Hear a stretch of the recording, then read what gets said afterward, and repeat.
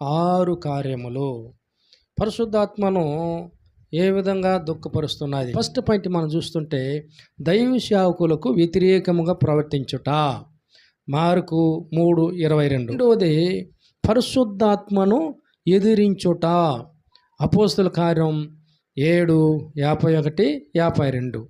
మూడవది పరిశుద్ధాత్మను దుఃఖపరుచుట, ఎఫెసీయులకు రాసిన పత్రిక 4:30.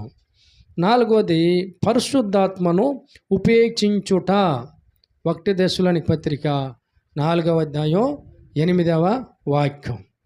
ఐదవది పరిశుద్ధాత్మను నిందించుట, హెబ్రీయులకు రాసిన పత్రిక 10:29. ఆరవది పరిశుద్ధాత్మను నిర్లక్ష్యం చేయుట, 1 దశలోనిక 5:19.